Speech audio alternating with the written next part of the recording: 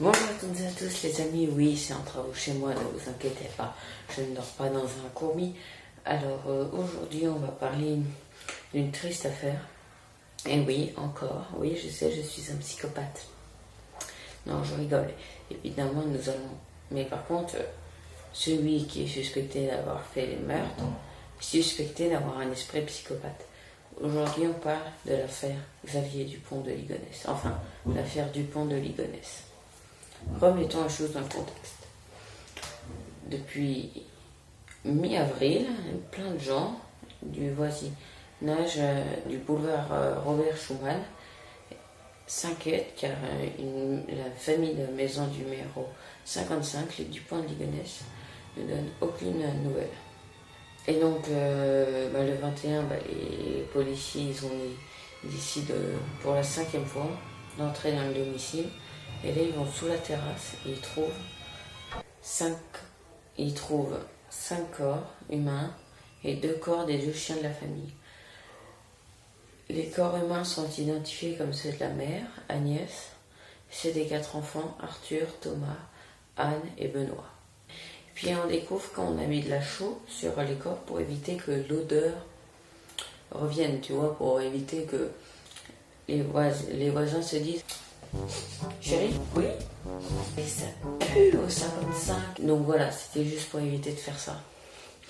Et donc, par contre, on ne retrouve pas le corps du père.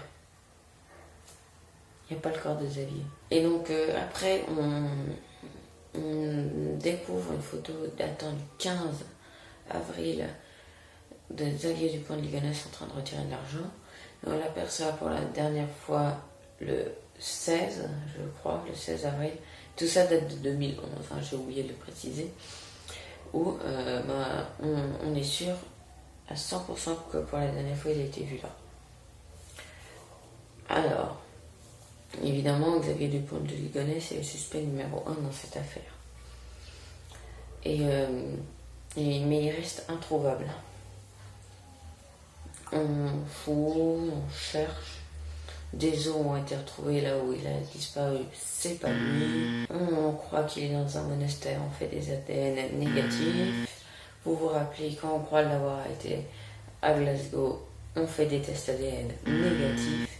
Il reste introuvable. Et je vous oublie de vous parler, le 8 avril, des potes ou des membres de la famille de Dupont de Ligonnès reçoivent une lettre expliquant que Xavier Dupont de Ligonnès travaille pour le gouvernement américain et qu'il doit partir car il surveille le trafic de drogue en France ou un truc comme ça. Bref, c'est compliqué. Et la lettre a fait 5 pages.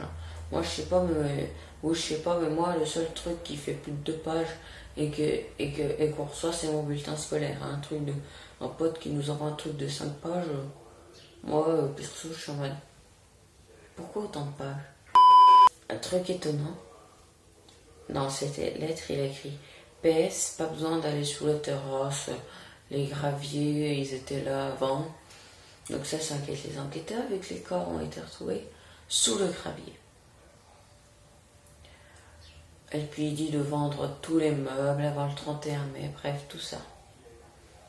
Évidemment, maintenant, le 55 Robert avenue boulevard Robert Schuman on va pas dire hanté, mais il est marqué à jamais par l'affaire de Ligonnès dit la tuerie de Nantes.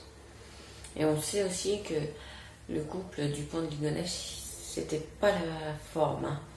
Agnès et Xavier, c'était pas... c'était plutôt... Si on apprend que Agnès, elles se sont seules, en retrouvant des traces d'elle sur des sites sur internet. Et on apprend que Xavier Dupont de Ligonnès a emprunté à je sais pas combien de femmes, des maîtresses, de l'argent. Je vous expliquerai pourquoi après il a emprunté de l'argent. Et donc après, Xavier et ils ont même envisagé, ils se sont séparés 6 mois pour après se remettre ensemble. Et donc voilà, c'est en fait le père est endetté. Oui. Et puis on retrouve aussi des messages très choquants sur un site catholique de Xavier Dupont de Ligonnès sur le sacrifice. Et puis on sait que Anne était très pratiquante. Xavier, lui, ne croyait plus en la foi, contrairement à sa mère qui, elle, avait même fondé une secte sur l'Apocalypse. On sait que du côté de Xavier Dupont de Ligonnès, son père était un noble, donc c'est une famille noble. Et donc, vu que ça a eu lieu, la découverte des corps a eu lieu la veille du Vendredi Saint, l'église où la famille avait l'habitude d'aller prier le dimanche matin leur font une prière avec celle du Vendredi Saint. Et donc, Xavier Dupont de Ligonnès reste toujours introuvable aujourd'hui. Pourquoi j'ai décidé de vous en parler? C'est ça que vous vous demandez. Hein. Et bien en fait, depuis...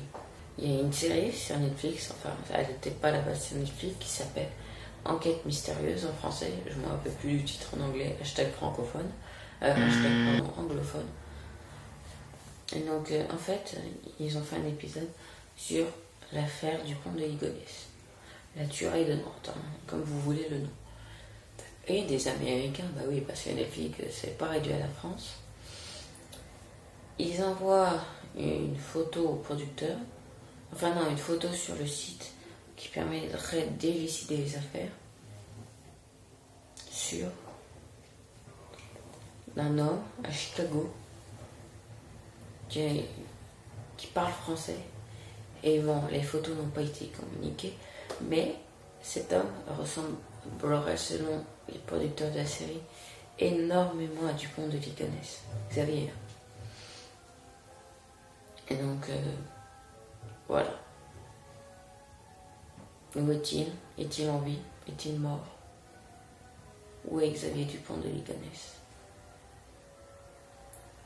Peut-être le seul qui pourrait nous donner la vérité sur le meurtre de sa famille. Sur ce, les amis, je vous dis ciao. Ah oui, hein, je l'ai oublié, hein, mais hein, comme un gros compte youtubeur qui veut tout simplement, comment dire, que ça augmente. Pouce bleu, abonne-toi, active la cloche.